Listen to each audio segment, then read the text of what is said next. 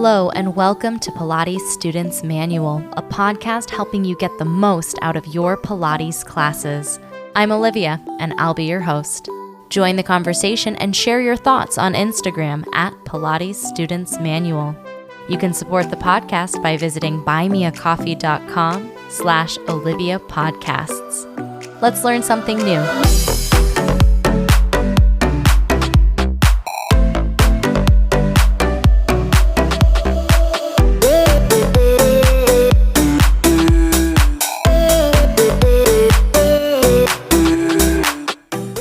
Hello, everybody. Welcome back to the podcast. I hope you had a chance to listen to the second part of the interview with Sonia R. Price Herbert, in which we discussed a lot of amazing facets of Pilates teaching, and Pilates taking. A lot of what I was able to talk with her about really inspired this episode. And I wanted to dive in a little bit deeper into this idea of classical Pilates and contemporary Pilates. And I just want to say right up front that if you are looking for a definitive, this one is better, that's not what you're going to get here. Instead, I really want to discuss what each style of Pilates is going to offer you and what might be something I would consider a pro, might be something that doesn't really vibe well with you, but I do want to just give a little bit of a greater discussion of what classical Pilates is and what contemporary Pilates is. The disclaimer that I'll put on here is that I am a contemporary trained teacher. That was my school of Pilates that I received my certification in, but I'm also familiar with the classical work. I've read Return to Life. While that isn't what I studied and received my certification in, I am really familiar with it. So the biggest thing I want you to get from this discussion about classical and contemporary is that really these are just two ways of approaching Pilates, or I would even go beyond the binary, that there's lots of different ways of approaching Pilates, and depending on what you're looking for and what you enjoy doing, one of these styles may speak more to you, but they both offer some really incredible benefits. And so that when you're looking at a studio, if a studio says, this is a classical Pilates studio, then you know a little bit what you're getting into and you can go from there. So looking at classical Pilates, as Sonia mentioned in her interview, it's in the loosest of terms, you're teaching the way that Joe taught. And we might actually make it a little bit bigger than that. You're teaching the way that Ramana taught. And Ramana is, of course, the person who carried on the Pilates teaching in the formalist of senses once Joseph Pilates passed, and she kind of continued the gym. All of the elders, when they left Joseph Pilates and started teaching Pilates their own way, sharing Pilates and the way that it had worked for them. But Ramana is the person who had the teacher training program and certification program set up. So when we think about classical, we usually think of that as coming from Ramana's Pilates. On the surface, you're going to see the exercises from Joe's pictures, like in Return to Life. You're going to do those exercises, and pretty strictly those exercises. There's a classical mat repertoire. There's a classical reformer repertoire. The classical work is actually done on a specific type of reformer, a Gratz reformer, which has a foot bar that doesn't lock into place. So there's some foot choreography that accompanies some of the exercise transitions. The straps are the leather straps with the wooden handles instead of the kind of black cords and the padded foot or hand straps.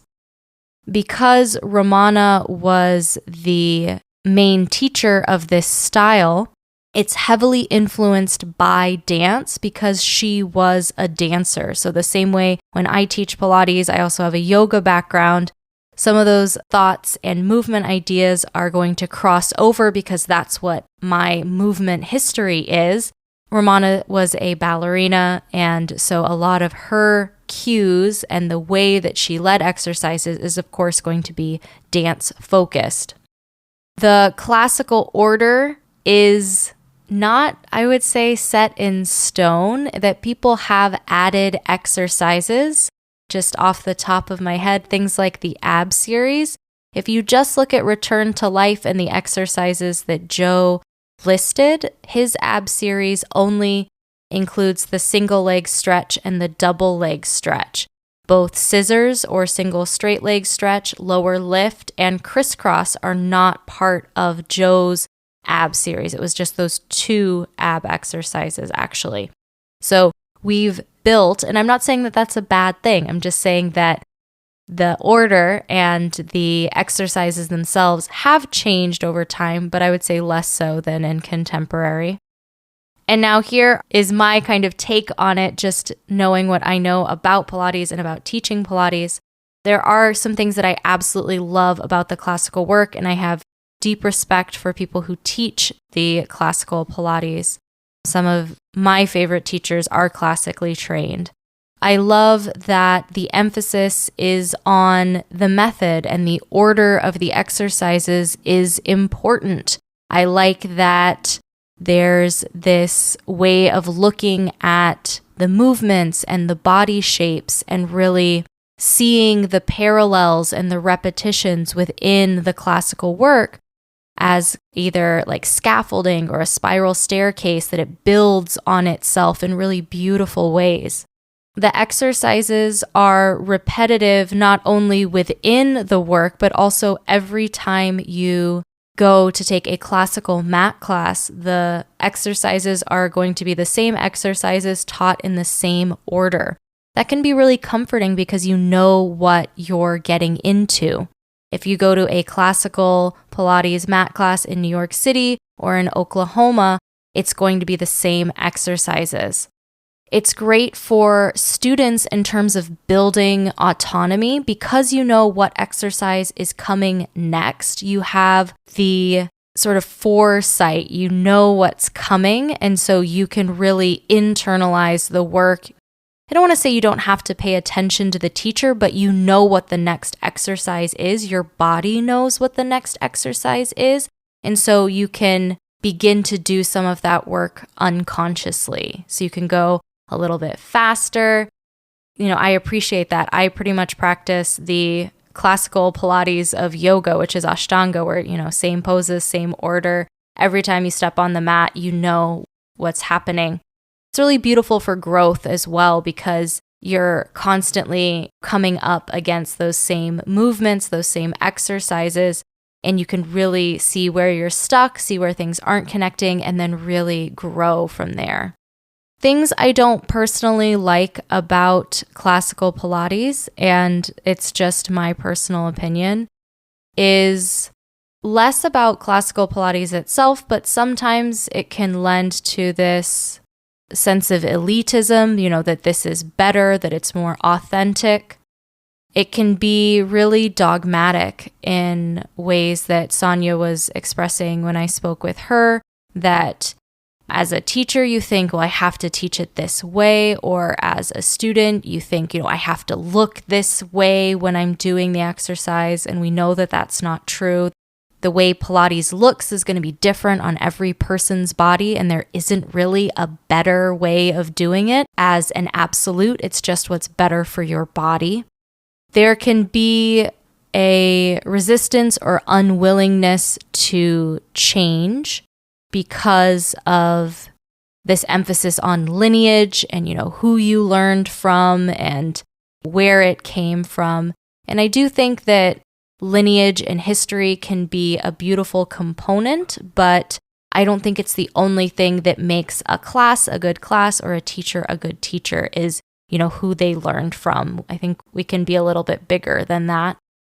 Sometimes the repetition can be boring, and I don't want to be written off as blasphemous, but if you're someone who really craves a new thing every time you're on the mat or every time you're on the reformer, you may not feel like you're getting that. Can you 100% recognize that every day is different and you're going to do this exercise, even though it's the same exercise, it's going to feel different? Yes, of course. But if you're someone who wants something new and different, then maybe classical Pilates might be good on occasion, but that may not be the predominant way that you want to exercise. And that's, of course, just looking at what fits you better and not necessarily that classical is good or bad. It's just whether or not it clicks and connects with you. Coming up after the break, I'm going to look at contemporary Pilates and how that fits into this conversation, as well as looking at some fusion Pilates exercises, just so that when you see those things, when you're looking at a studio or you're looking at a class, you know what to expect. That's coming up next.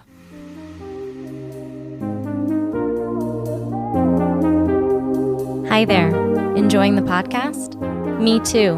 Make sure you subscribe wherever you're listening so you get notified about new episodes. And visit buymeacoffee.com/Olivia Podcasts to support the show. There you can make a one-time donation or become a member with a donation of as little as $5 a month. Members get some awesome perks, including a shout out in the next episode, a monthly newsletter, a monthly Zoom call with me, and more.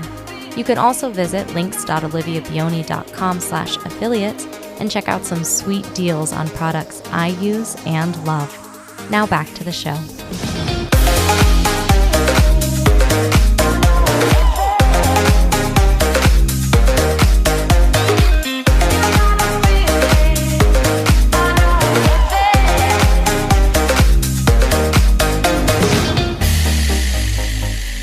Before the break, we talked about classical Pilates and what that entails.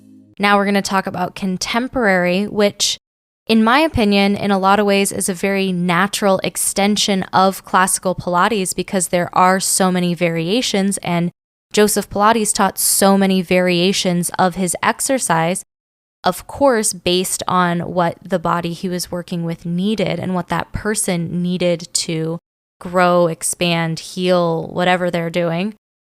So contemporary Pilates takes the classical exercises, and in a contemporary training, you will definitely learn the classical exercises, and it gives you a bit more space to experiment, play, use the equipment in ways other than Joseph Pilates' original exercises.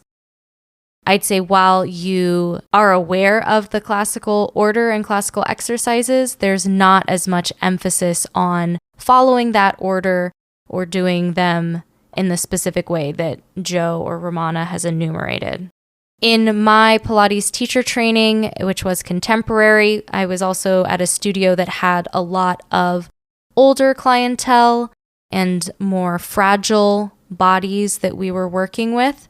Traditional classical Pilates and order, in a lot of ways, emphasizes spinal flexion. You're doing a lot of chest lifting. You're doing a lot of rolling up, rolling down, rolling over. And that wasn't a good choice of exercise for the bodies that we were working with, where it was older people who, whether it was a matter of strength or having osteoporosis, spinal flexion is like not on that list of things that we want to do. So classical wouldn't have fit in its most rigid sense with the clientele that I was working with. My teacher training, while contemporary, was really focusing on finding options and variations to support the bodies that I was working with.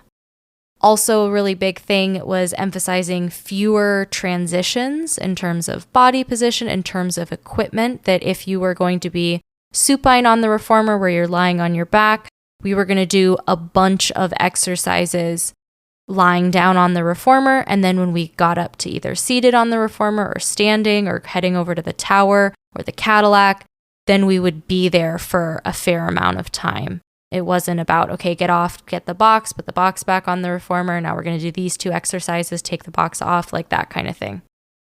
Contemporary Pilates uses the same Joseph Pilates equipment. We're using the reformer, the Cadillac, the springboard, the tower, the chair, the mat, the ladder barrel, Cadillac, all of those things. We're using those things with the option to add in other pieces of equipment like the TRX or the bar or either like the really big Swiss exercise balls or smaller stability balls, adding in weights, things like that.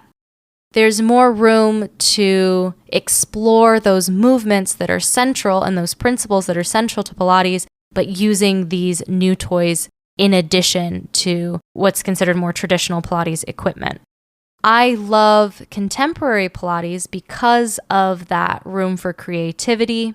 I love that there's some flexibility within the structure of Pilates that you can really play with. There's, in my experience, a really broad movement conversation that can happen. Things that I don't always love about contemporary Pilates is it can be difficult to create autonomy as a student or to find autonomy as a student because you don't know what you're going to get. And while there is still structure in contemporary Pilates, it's usually structured like you're going to do a warm-up, you're going to do arms, legs, front body, back body, full body, and cool down, something like that. But because there's so much that you could do and so many different things that you can do as a student, I'm not saying that you won't grow, but you may not see the same exercise 2 days in a row.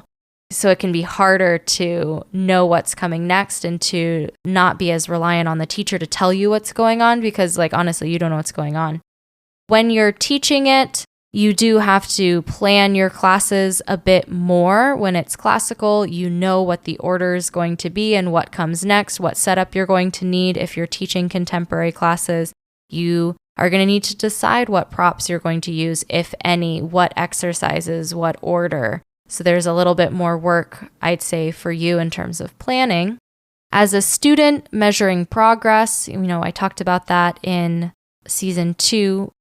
It's more difficult because you're not holding yourself up to the same exercise every time because you might be doing arms lying on your back, you might be doing arms at the springboard, you might be doing arms kneeling, you might be doing arms, with free weights. So you will be progressing, but it won't be necessarily as obvious that, I've gotten stronger, I've gotten better because the exercises may be different. That may not bother you. You might be like, that's totally fine. I would prefer to do something like that. And that's really what it comes down to, is your preference, that your teacher is going to be amazing, whether they're teaching classical or contemporary. You might find a contemporary class that you love, even though you really enjoy classical Pilates just because you really love the teacher. Like, that happens too, and there's nothing wrong with that. Last thing I just want to touch on are fusion classes, which are sort of Pilates-inspired movement that is usually fused with another type of exercise. So I'm thinking things like yoga lattes or Legree or Pilates bar fusion. I don't hate those things. I don't think that those things are Pilates, but I do recognize that Pilates really complements all types of movement and all types of exercise. So I see the desire to bring those things together and really draw those things together.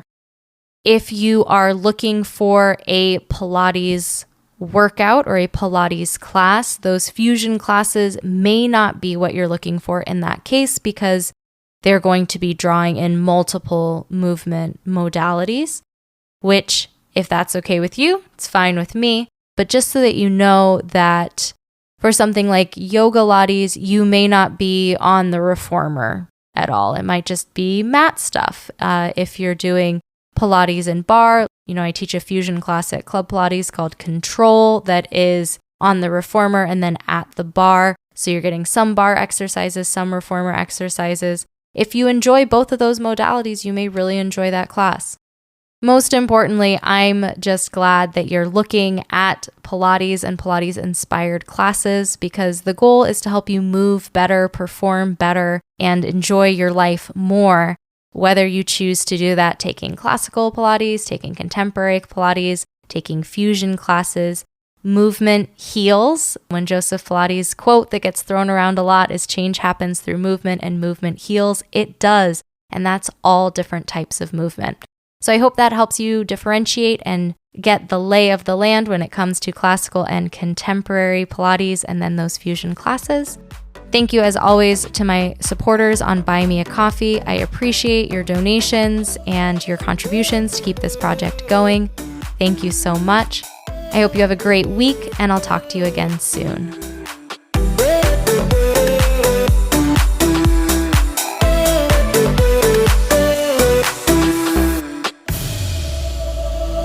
Thanks for tuning in to this week's episode of Pilates Students Manual, a podcast helping you get the most out of your Pilates classes. Be sure to check out the podcast Instagram at Pilates Students Manual and subscribe wherever you're listening. Interested in teaching Pilates too?